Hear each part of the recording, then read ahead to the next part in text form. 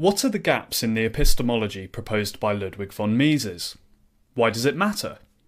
Let's look at some of his work in Epistemological Problems of Economics. Here I'll be looking solely at epistemological concerns, independent of economic ones. The first question to answer is, why make this video in the first place? It is important to make these distinctions, as it is easy to assume that the philosophical assertions of objectivists and praxeologists, Mises' philosophical system, are the same, because the political output of their philosophies are similar. At least, this is what it would look like to an outsider of both traditions. This video will serve to point out the major differences which make the two fundamentally incompatible, despite an advocacy of laissez-faire capitalism being a commonality. Epistemology is a fundamental building block in any philosophical system. Here I will point out some of the fallacies that I find in Misesian epistemology, and contrast them with an objectivist take to move from criticism to the provision of clarity. The first fundamental point to mention is that Mises' epistemology is essentially subjectivist. The second fundamental is that it approaches epistemology through a distinctly economic lens. The subjectivist label derives from Mises' view that we all hold different values, and that therefore any value judgment about the action of another is then arbitrary. I quote, "Nobody is in a position to decree what should make a fellow man happier," Mises claims, which is broadly true, but too general. We need to add that one can comment and judge freely, but should never force.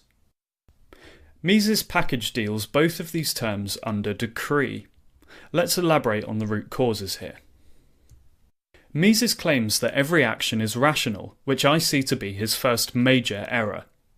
Quote, "Action, by definition, is always rational," he said. He then elaborates.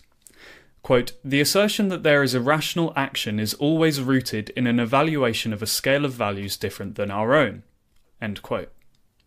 Logically taking the next step, Mises' assertion is that all value judgments are subjective. This approach ignores the essential point that there is a difference between rational self-interest and irrational self-interest, and that one can normatively assert when an action corresponds to either strain of these. The dividing line here is the attainment of long-term goals versus hedonistic, range-of-the-moment satisfaction. Take this quote to explain further where this error stems from. Quote, "The field of our science is human action, not the psychological events which result in an action. It is precisely this which distinguishes the general theory of human action, praxeology, from psychology." End quote. I would go a step further to say that it separates it also from epistemology and confines it to a pragmatic view in ethics. This is why I mean that the second fundamental issue is that this work is being done through an economic lens. We can offer Mises some leeway here. He was primarily an economist. This sets Mises on a bad approach to epistemology and how he views the origins of action. There is of course a contradiction already. The previously quoted claim sees that human action is apparently not too concerned with this. Mises emphasises the view that human action always derives from some level of dissatisfaction, claiming, quote, "The end is always the removal of a dissatisfaction," and that, quote, "The incentive that impels a man to act is always some uneasiness." Interestingly, Mises credits Locke for this idea, and his epistemology tome An Essay Concerning Human Understanding. Objectivists hold quite the contrary. Joy is not the absence of pain. This means the achievement of values is a pursuit in lieu of happiness. Productivity, it follows, does not need discomfort. It needs a desire to pursue a value. It is not necessarily discomforting to me to not have the money I will inevitably gain from a period of work. The money may in fact be a secondary consequence from the work in terms of my hierarchy of values. From here, Mises moves on to the notion that, quote, "the perfect being would not act." This seems to suggest that, following from the claims regarding a level of dissatisfaction acting as a prime mover, idleness is a desirable state.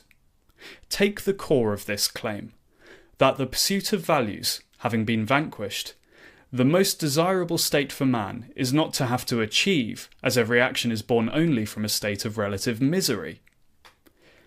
This view of man is essentially naturalistic and diametrically opposed to the objectivist assertion that, quote, man is a being of self-made soul. The impulsion to act, for us, is the desire to be happy, and this can only be done volitionally. It is only a small sentence from Mises here, but it holds big implications. The idea that man only acts due to a feeling that life is against him, and that he acts only to alleviate this discomfort. Let's discuss a little more on the origins of action. In my reading of Mises' epistemological work, there was very little reference to the nature of reality, i.e. to metaphysics as a discipline entirely. I think this is symptomatic of a lacking base premise. The study of epistemology, how one knows and integrates reality, necessarily requires at least a view on metaphysics. The two cannot be done independently. Of course, to suggest the objectivist take, we hold objective reality to be an absolute, which we integrate by means of reason and consciousness. One of the odd elements of this is that Mises contradicts himself on this very point. He is quite correct to say, quote, he who only wishes and hopes does not interfere actively with the course of events and with the shaping of his own destiny, end quote.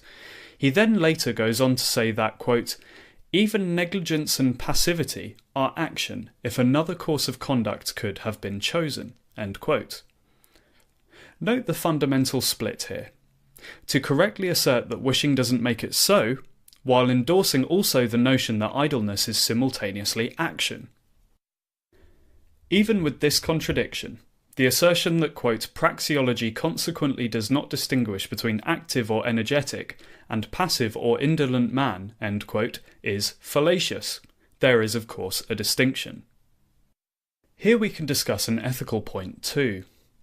Mises distinguishes between egoism and altruism, with splitting people who act with, quote, the only aim as to improve the condition of their own ego, and others who would act in, quote, awareness of the troubles of their fellow men, which, quote, causes much uneasiness.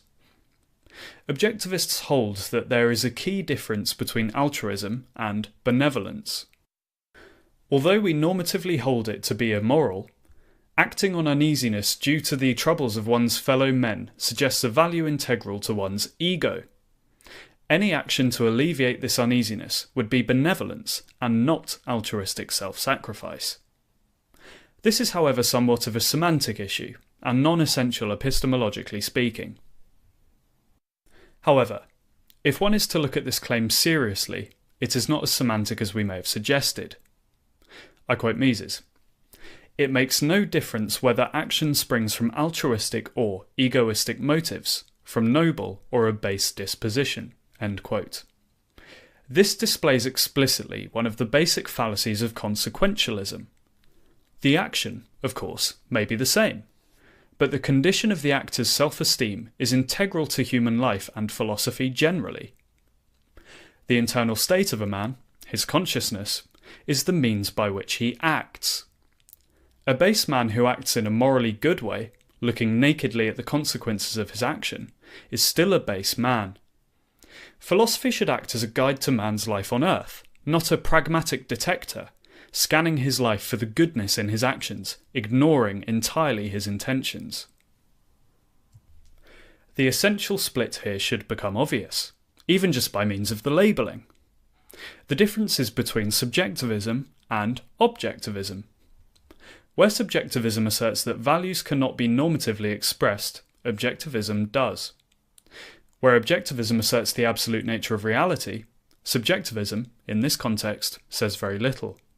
So, although both philosophical systems advocate for capitalism in varying degrees, the underpinning system is entirely different.